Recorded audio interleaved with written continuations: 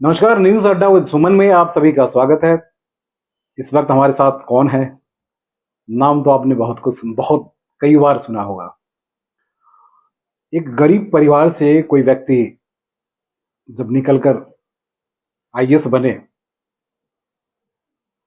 तो उस गरीबी का दर्द सिर्फ वो महसूस करे इतना काफी नहीं होता है। उस गरीबी के दर्द को दूर करते हुए उन सपनों को पूरा करने के लिए उन बच्चों को अगर सहारा दे, सराहा जाए तो वो सबसे बड़ी बात होती है। बिहार में आईएएस फैक्ट्री के बारे में आपने सुना था, कई बार हमने खबर चलाई थी कि बिहार में कैसे आईएएस फैक्ट्री कहाँ चलती है, कैसे चलती, कैसे इतने बच्चे जो हैं वो आईएएस या बीपीएससी, यूपीएससी या तमाम सारे सर्विस कमीशन में रिजल्ट लेके आते हैं। इस वक्त हमारे साथ संतोष जी हैं, संतोष कुमार राय, 2014 बैच के आईएएस हैं।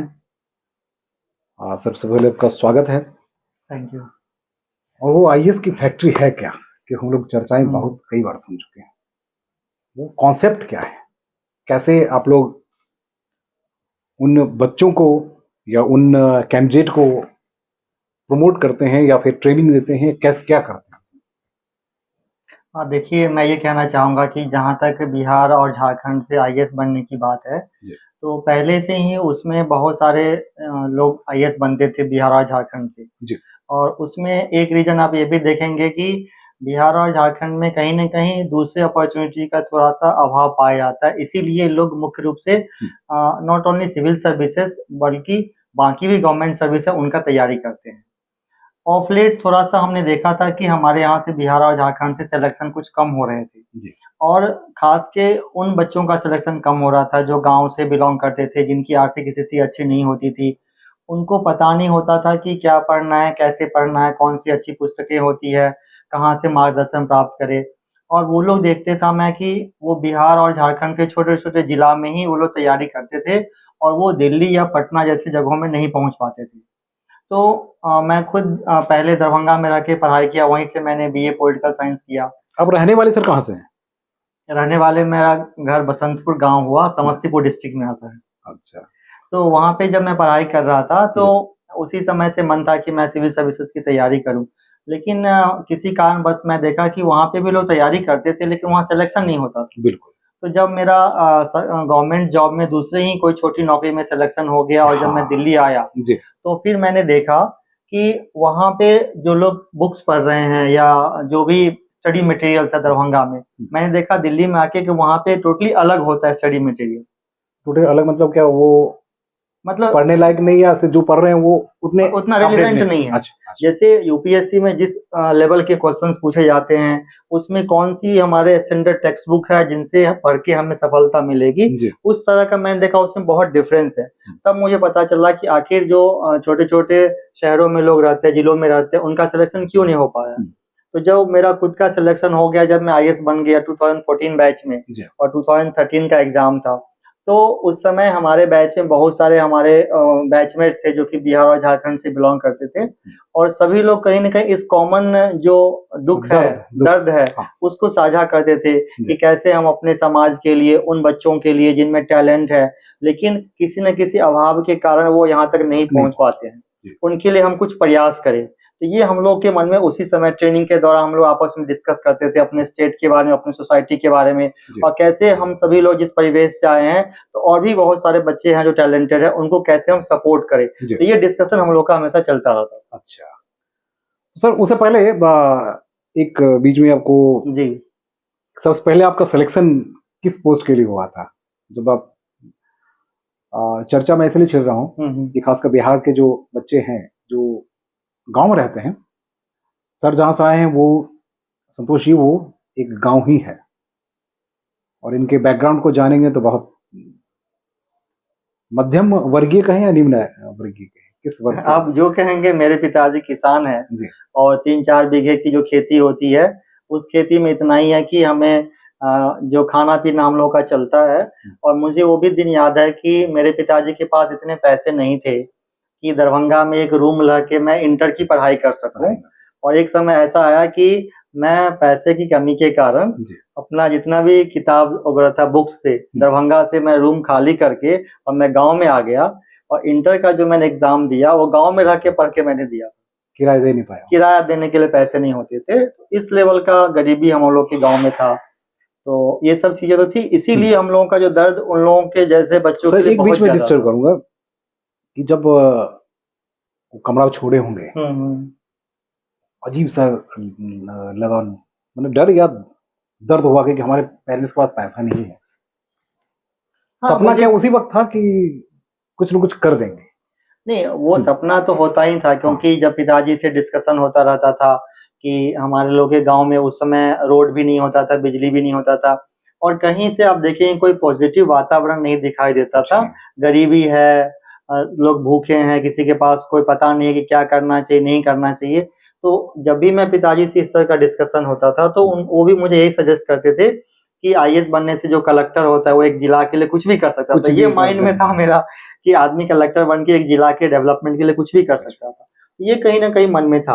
हालांकि जब मैं रूम खाली भी कर रहा था तो मन में ऐसा कुछ नहीं था कि क्यों कर रहा हूँ, मुझे क्योंकि पता था कि मेरे पिताजी की स्थिति ऐसी नहीं है, इसीलिए वो ऐसा नहीं किराया नहीं दे पाएंगे, किराया नहीं दे पाएंगे। तो ऑब्वियस है कि हम बर्डन नहीं बनना चाह रहे थे, लेकिन मैंने उम्मीद नहीं छोड़ी थी कि ठीक है, जितना पिताजी मेरे कर सकते उतना तो कर ही रहे हैं, हम खुद करेंगे, हम खुद करेंगे।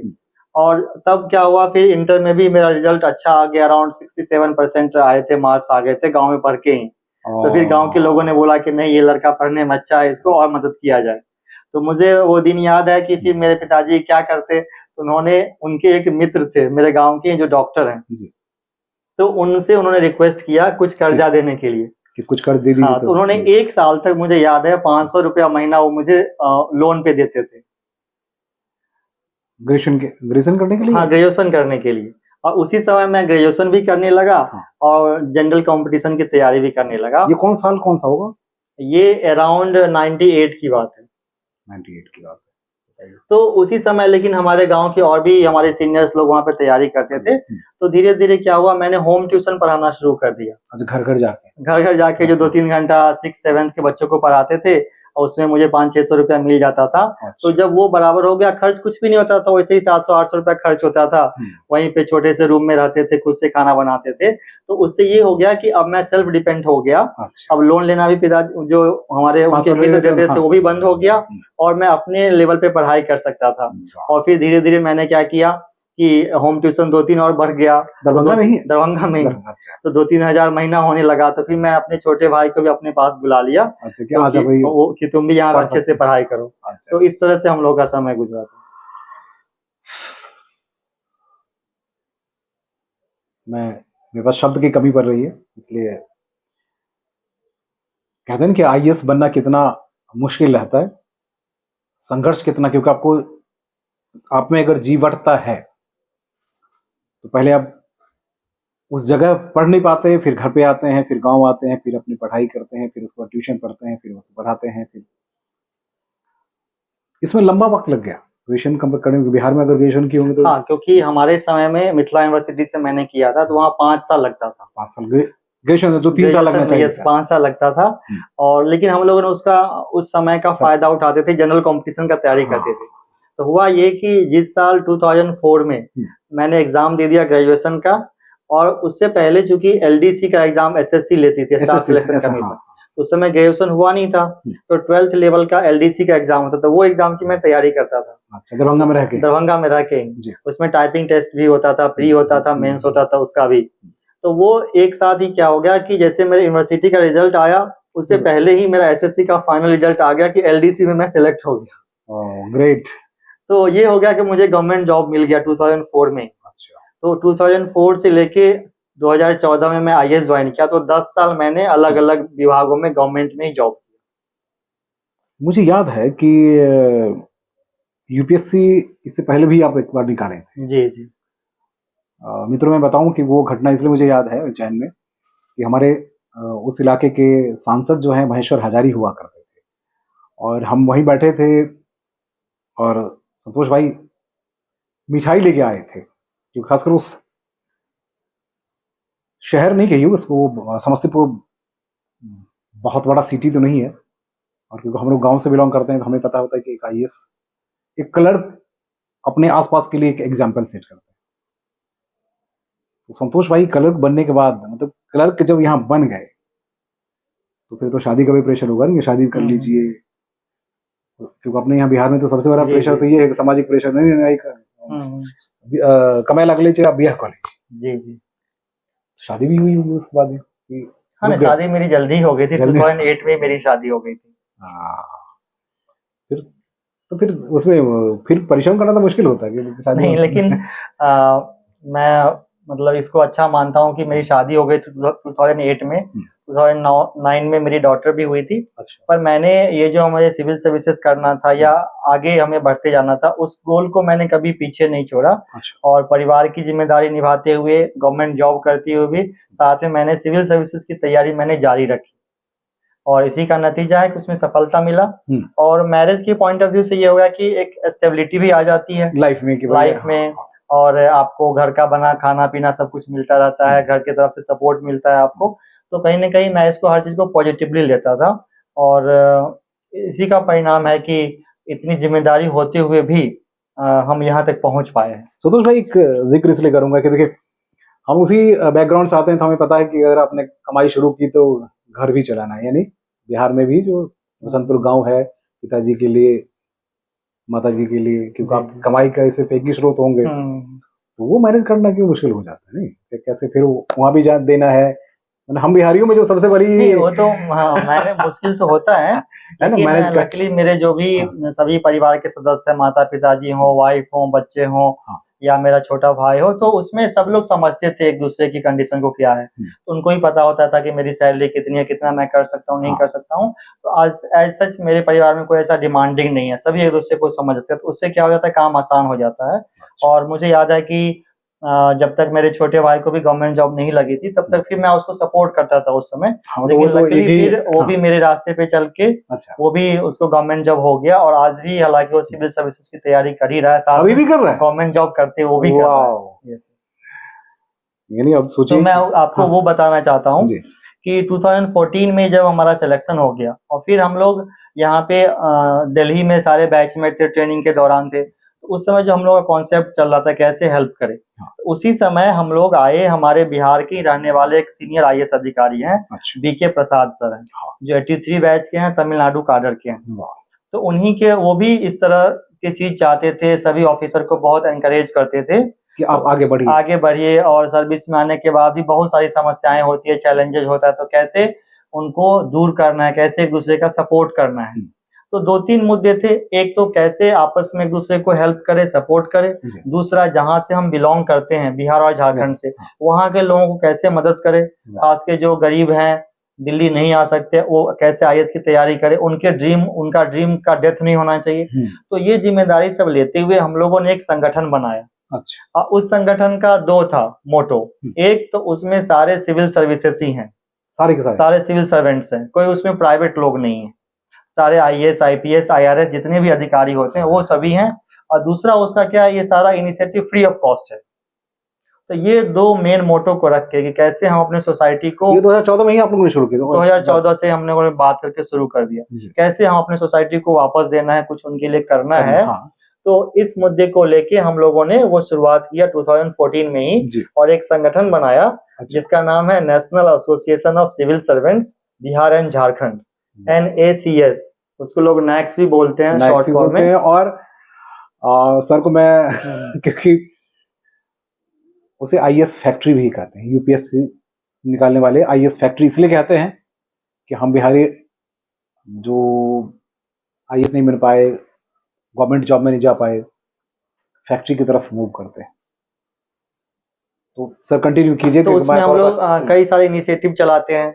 जैसे हम क्या करते हैं, जब हमारे आईएएस ऑफिसर लोग सेलेक्ट होते हैं, तो सिलेक्शन के बाद जब वो ट्रेनिंग करने के लिए मसूरी जाते हैं, LBS एकेडमी जाते हैं, लाल बहादुर शास्त्री एकेडमी।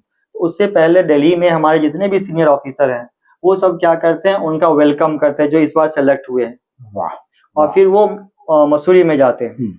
उससे पहले जब रिजल्ट आ जाता है और मसूरी जाने से बीच में कम से कम 2-3 महीने का गैप होता है, तो उस बीच में हम क्या करते हैं कि अलग अलग जिला में, बिहार झारखंड के जिला में हम क्या करते हैं, 1 डे का सेमिनार ऑर्गेनाइज करते हैं, जिसमें डिस्ट्रिक्ट वाइज, जिसमें एक तरफ हमारे सारे आईएएस टॉपर्स होते हैं और सामने में जो आईएएस की तैयारी करेंगे एस्पिरेंट्स, वो लोग होते हैं।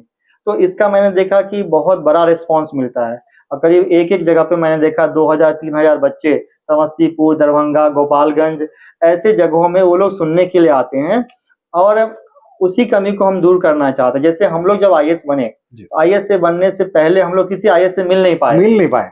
तो मैं चाहता हूं कि डायरेक्टली जो एस्पिरेंट्स हैं वो सीधे टॉपर से बात करें, संवाद करें, ताकि उनको पता चले कि कैसे झिझक खुल जाए और उनको ये लगे कि हमारे में से ही उठ के कोई बच्चा आईएएस बन सकता है तो मैं भी बन सकता हूँ।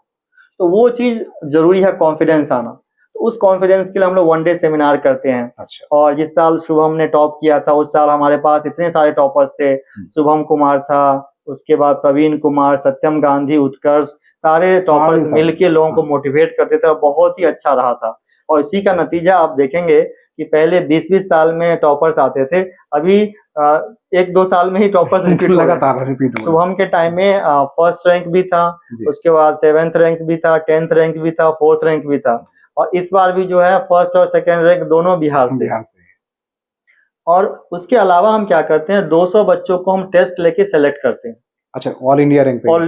जो हमारे बिहार झारखंड के जो बच्चे हैं उनको हम सेलेक्ट करते हैं 200 बच्चों को, और उनको हम क्या करते हैं, ऑनलाइन हम गाइडेंस देते हैं, प्रीलिम्स के लिए भी और मेंस के लिए भी गाइडेंस देते हैं। बिहार मतलब अगर आप यूपीएससी क्रैक करना चाहते हैं, बीपीएससी क्रैक करना चाहते हैं तो ये आपके लिए बहुत ही इम्पोर्टेंट मुद्दा है। इसलिए कि कैसे, मतलब यही सवाल सर कि कैसे वो आपसे जुड़े या कैसे? उसके लिए हमारे पास एक तो ट्विटर पे हम एक्टिव हैं, NACS बिहार झारखंड के नाम से ट्विटर पे हमारा हैंडल है, एक तो वो हो गया। दूसरी बात, हमारा वेबसाइट है एक, अच्छा, NACS बिहार एंड झारखंड जो है वो वेबसाइट है। हम कोई भी सूचना देते हैं हमारे वेबसाइट पे, वहां पे जाके कोई भी रजिस्टर कर सकता है या ट्विटर के माध्यम से भी लोगों को सूचित करता है। तो 200 लोगों को हम सेलेक्ट करते हैं, उनको प्रीलिम्स और मेंस की तैयारी कराते हैं। उसके बाद जो बच्चे मेंस क्वालिफाई करते हैं उनका हम इंटरव्यू गाइडेंस प्रोग्राम भी कराते हैं। वो कहाँ, बिहार में या दिल्ली में? वो दोनों जगह हम कराते हैं, बिहार में भी कराते हैं और दिल्ली में भी कराते हैं। अच्छा। तो फॉर एग्जांपल अभी देखिए, यूपीएससी के अलावा हम बीपीएससी का भी तैयारी कराते हैं। अच्छा, बीपीएससी भी कर? हाँ। वाह। तो यूपीएससी का जो इंटरव्यू होता है, क्योंकि मैक्सिमम कैंडिडेट दिल्ली में रहते हैं, हाँ। तो यहाँ पे हमारे यहाँ जो बिहार भवन है उनके साथ भी कोलैबोरेशन है, जो भी वहाँ के रेजिडेंट कमिश्नर होते हैं वो पूरा सपोर्ट करते हैं इस इनिशिएटिव को।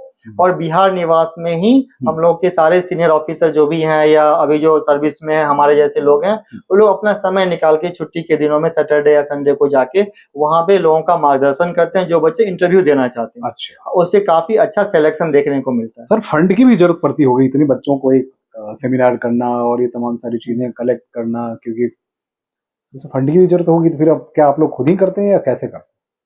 हाँ, फंड की जरूरत होती है, लेकिन अभी जो हमारा मॉडल है उसमें हमें उतने भी ज्यादा फंड की जरूरत नहीं होती। अच्छा। क्योंकि हमारा जो कोलैबोरेशन होता है, सपोज यहाँ हमारा बिहार भवन से कोलैबोरेशन है, डिस्ट्रिक्ट में हम जो भी डिस्ट्रिक्ट मजिस्ट्रेट्स हैं उनका हम मदद लेते हैं।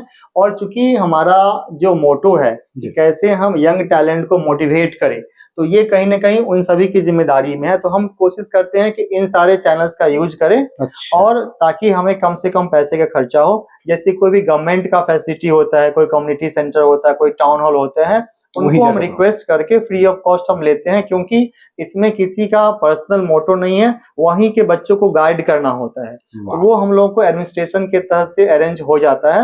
और वहाँ पे एक तरफ हमारे अपने ऑफिसर्स होते हैं, एक तरफ एस्पिरेंट्स होते हैं, और लोकल प्रशासन के द्वारा जो थोड़ा बहुत लॉजिस्टिक होता है वो प्रोवाइड किया जाता है। बहुत ज्यादा हमारे उसमें एक्सपेंडिचर की जरूरत नहीं है। लेकिन आपने जो बोला वो सही है। फ्यूचर में हमारा प्लान है कि हमारे NACS का एक बिल्डिंग हो पटना में, रांची में, दिल्ली में, जहाँ पे करीब 200 बच्चे रह सके, उसको रहने खाने पीने की व्यवस्था हो, एक बहुत बड़ी लाइब्रेरी हो, उसके बाद उनके रहने की भी जगह हो, एक ऐसा पूरा बिल्डिंग हो ताकि इंस्टीट्यूशनल रूप में भी अपने आप को हम स्ट्रेंथन कर सके और बच्चों को हम ज्यादा सपोर्ट कर सकते हैं। अभी चूंकि हमारे पास इंस्टीट्यूशनल बैकअप नहीं है, फंड की कमी है, उसके वजह से हम उस लेवल पे मदद नहीं कर पा रहे हैं जिस लेवल पे हम करना चाहते हैं। लेकिन फ्यूचर में हमारा प्लान है। और आज हमारा जो NACS संगठन है उसमें करीब 1200 से भी ज्यादा अधिकारी जुड़े हुए हैं। 1200 से? तो मुझे उम्मीद है कि आने वाले समय में अगर फंड की जरूरत भी होगी तो शायद उसकी कमी नहीं आनी बहुत कमी नहीं आनी चाहिए। बहुत अच्छी बात आपने कही। अभी भी दिल्ली की बात करते हैं, मुखर्जी जी नगर की जी। बात करते हैं, वहाँ लगभग 80% बिहार के ही बच्चे हैं। वहाँ से भी आप लोगों से टच में रहते हैं वो? बिहार में भी बहुत सारे कोचिंग्स चल रहे हैं, जी जी। तो उनके लिए क्या सुझाव है कि उनको कैसे आपसे वो कैसे जुड़ें और कैसे इसका फ़ायदा उठा सकें? हाँ, देखिए हम लोगों से जहाँ तक जुड़ने का सवाल है, मैं एक एग्ज़ाम्पल देना चाहूँगा। अभी जैसे बीपीएससी का इंटरव्यू चल रहा है, तो हम लोगों ने न्यूज़पेपर के माध्यम से, अलग-अलग मीडिया के चैनल के माध्यम से, वो लोग भी सब सपोर्ट करते हैं हम उनको पब्लिसिटी देने में। तो हमारा जो वेबसाइट है, उस पे रजिस्ट्रेशन ऑलरेडी आरंभ हो चुका है। अच्छा। बहुत करीब 100 से ज़्यादा बच्चे अभी बीपीएससी इंटरव्यू के लिए हमसे जुड़ चुके हैं। हमने हमारे वेबसाइट में जो रजिस्ट्रेशन कराते हैं, उसमें उनका फ़ोन नंबर होता है। वहाँ से हम क्या करते हैं, उनको व्हाट्सएप ग्रुप में जोड़ देते हैं। उस व्हाट्सएप ग्रुप में ऑलरेडी सेलेक्टेड कैंडिडेट होते हैं। तो हमारे साथ यूनिक बात ये है कि कोई भी कैंडिडेट कोई भी डाउट या क्वेश्चन है, उस व्हाट्सएप ग्रुप पे कोई भी पूछ सकता है और तुरंत उसका जवाब मिलता है सारे एक्सपर्ट के द्वारा, जो खुद सेलेक्टेड ऑफिसर है। उसके अलावा हमारे पटना में और दिल्ली में ऑफलाइन मॉक चल रहा है। अच्छा, अभी चल रहा है। हाँ, तो जो बच्चे देना चाहते हैं व्हाट्सएप ग्रुप में हम पूछ लेते हैं कि सैटरडे या संडे को कौन मॉक देना चाहता है ऑफलाइन, तो हमारे हिसाब से उतने ऑफिसर भी अरेंज हो जाते हैं और कोई सा वेन्यू पे जाके उनका हम ऑफलाइन मॉक ले लेते हैं। कुछ पटना बच्चे में ही अभी करवाते हैं, पटना और दिल्ली दोनों में। कुछ बच्चे हमारे ऐसे हैं जो पटना दिल्ली के अलावा रहते हैं, वो भी बीपीएससी का सपोज मेंस क्लियर किया हुआ है। उन बच्चों के लिए हमने ऑनलाइन सुविधा भी रखी है। ऑनलाइन भी हमारे व्हाट्सएप ग्रुप पे आ जाते हैं। कुछ लोग जो ऑनलाइन ऑप्ट करते हैं, उनको हम ऑनलाइन भी मॉक इंटरव्यू की तैयारी करवाते हैं। देखिए, दर्द वही समझ सकूं, अपने यहाँ कहते हैं ना कि जाके फटे ना पैर, क्या वो Only the bearer knows where the shoe pinches. कि अगर आपका पाँव फटता नहीं है तो आप दूसरे का दर्द कहाँ समझ पाते हैं। तो संतोष भाई और पूरी टीम ने बहुत शानदार, इसलिए आप लोग हैरान होते होंगे कि आखिर इतने बिहार और झारखंड वाले इतने कैसे बच्चे जो है यूपीएससी क्रैक कर लेते हैं और क्यों ऐसा होता है। एक सवाल यही है कि हम जिधर जाते हैं तो बोलते हैं यार ये सिर्फ आप लोग आईएएस ही बनने आते हैं, ऐसा क्या? ऐसी हमारी कौन सी मजबूरी है, ऐसी हमारी कौन सी चीजें होती है जो हमें इस ओर धकेलने को मजबूर करता है या सोचने को मजबूर करता है?